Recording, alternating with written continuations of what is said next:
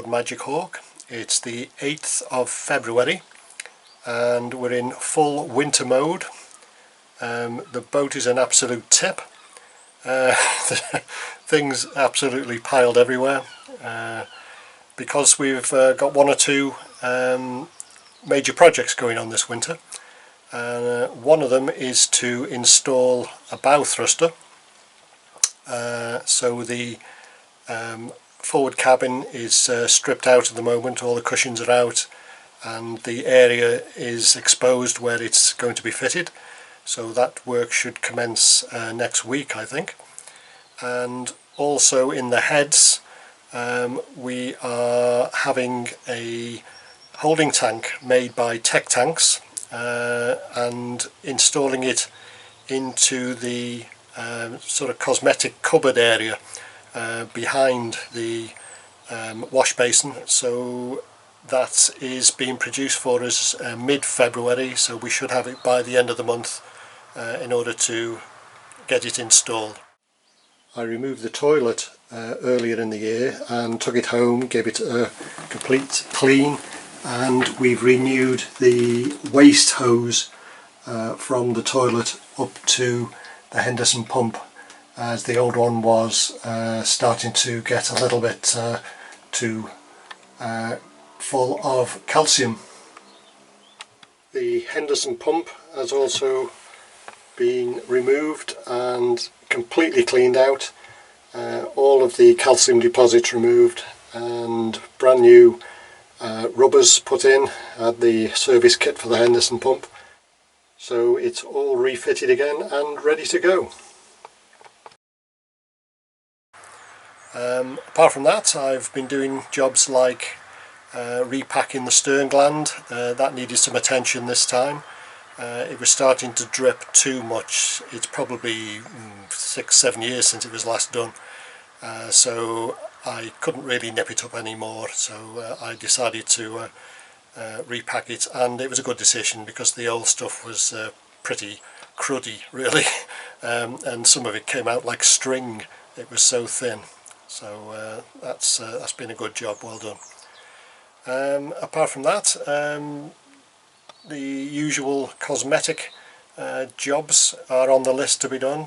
I want to try and do the bulkhead behind me, reface that in ash faced ply. I did the starboard side bulkhead 2 winters ago, and the chart table area last winter, so that's all looking good now. So yes, it's time to get that one done if I have time, which hopefully I will. So there we go, that's just a brief update on what's happening. I did get a chance to refurbish the bulkhead, so the first thing I did was to remove all the fittings, take paper templates, and from those cut out the ash faced ply pieces. These were then fettled into place, which took about a day. I was then able to glue them into place using contact adhesive, thus the mask to combat the smell, and following that I gave them loads of coats of varnish and replaced all the fittings, and the end result was good.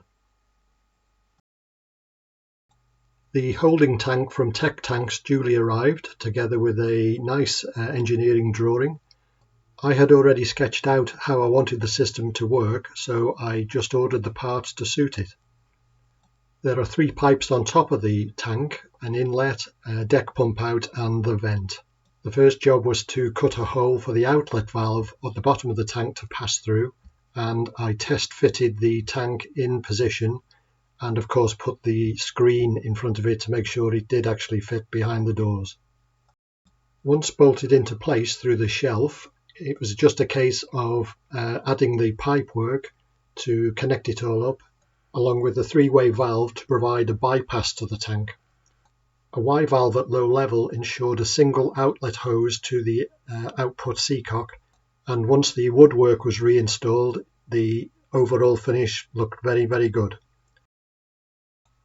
The bow thruster project was an interesting exercise and commenced with a hole being drilled through the bow, and I was very grateful to the skills of Dullan at Dickey's for getting it absolutely parallel. He fitted the GRP tubing, and that was trimmed to size. The next stage in the exercise was to glass in the tube on the inside of the boat, and this took quite a few days. It was also glassed in and filled on the outside, and again this took several days to build up the layers. After flow coating the inside, the motor itself was mounted onto the tube and the propeller fitted to ensure it was central in the tube. Several coats of epoxy were applied to the exterior to ensure it was as aerodynamic as possible. I was then able to build up coats of Primacon primer and eventually the anti-foul into the tube, and Trilux on the drive shaft housing. I had run the cabling through the boat, but Dickey's performed the final connections to the motor. You can also see in this picture the emergency stop button in the bottom right hand corner. The finished installation was absolutely superb, and it has proved to be a really valuable addition to the boat and well worth every penny. Another project which has been on the list for a long time was to remove the lazarette lockers on the stern of the boat as they were letting water into the aft bilge. This is because the sealing compound had basically failed. So we started with the port hand side locker and resealed that first, then moved on to the starboard side, which on the Seahawk is the gas locker. Unfortunately, as the copper gas pipe was 37 years old and very, very brittle, moving the pipe caused it to deform, so I had the unexpected task then of renewing the entire gas system. Rather than this being a disaster, I found it a great opportunity to completely modernise the system and add in some extra safety devices. So I made a list and ordered all the parts I required and got on with the job. I started by running the new copper tubing through the boat and got it all the way through to the cooker and into the gas locker itself. In here I added an electric solenoid shut-off valve and a bubble tester. I also made a slatted floor for the bottom to mount the gas bottles on, and I also installed gas bottle retainers. To complete the installation, I installed a pilot multi-gas alarm system which has the ability to shut off the solenoid valve in the event of a gas leak. It has two LPG sensors mounted just below the cooker and in the bilge, and it also has a carbon monoxide sensor at high level. A new stainless steel bolt to lock the cooker in place completed the installation, and I got a local gas safe engineer to come and test the system and issue a certificate. The old spray hood on Magic Hawk was well past its best as it was over 15 years old, so we asked a local sailmaker to come and make us a new one.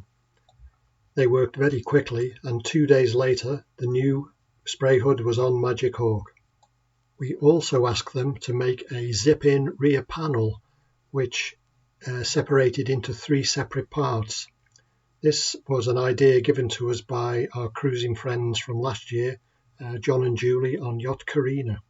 It can be deployed very quickly, and this season it has saved us from quite a few soakings when the wind and rain have been coming at us from astern. And for what it cost, which was only around £100, it was a really good investment. As part of the normal boat maintenance, I had to go up the mast as there was a problem with the hawk at the top of the mast and also the steaming light. Both needed attention. Thankfully, our friend Chris Dibble has got a top climber, so I was able to go up the mast on my own and make the repairs. I completed the rest of the normal winter maintenance on Magic Hawk, and on the 19th of June we launched, along with yacht Morisco, the Seahawk owned by our friend Chris Dibble. May and the first half of June had been excellent weather in the UK, but unfortunately by the 19th of June the weather had broken and we launched into 20 to 25 knots of wind.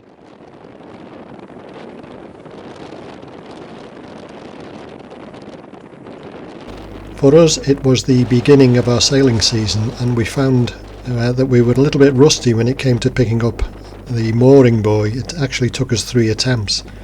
But the wind was pretty strong, and as you can see, Morisco didn't need much canvas to get blown along the strait. And we were also sporting our brand new Royal Welsh Yacht Club ensign.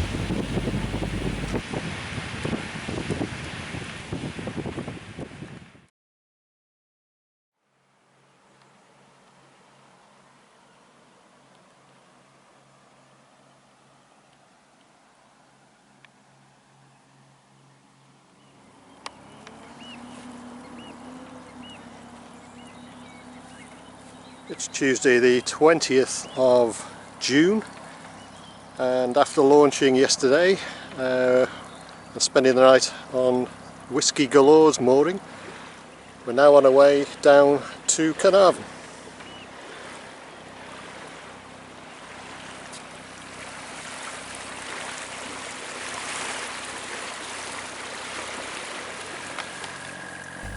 As we entered the Swellies, we picked up an unusual hitchhiker behind the boat. I'm not too sure how he actually stayed there for so long, because the exhaust fumes must have been straight in his face. However, he seemed to be enjoying himself.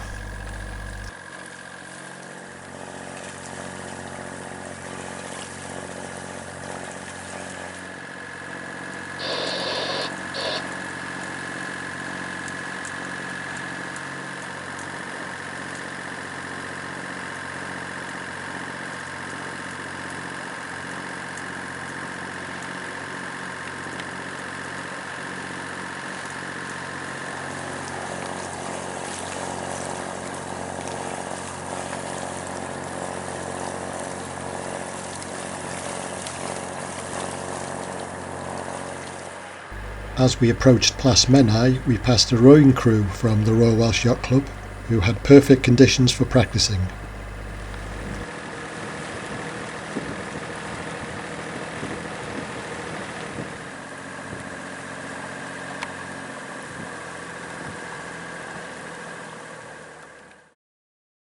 We had mixed weather while we were in Caernarfon. Some days were beautiful and others not so good. But we had quite a few problems just after we launched Magic Hawk, so it was an ideal opportunity to try and sort them out before the season really started for us in earnest. But of course we had some good meals out, especially at the Ouzo and Olive Greek restaurant. We've been here for just over a week, mainly to fix things. We launched Magic Hawk last Monday on the 19th, and straight away we had a few problems. We managed to get up to Caernarfon okay, so we've been fixing problems and basically relaxing for a while. Had a couple of good meals at some nice restaurants, so we're on our way back now through the Swellies back across to Conwy. There we go.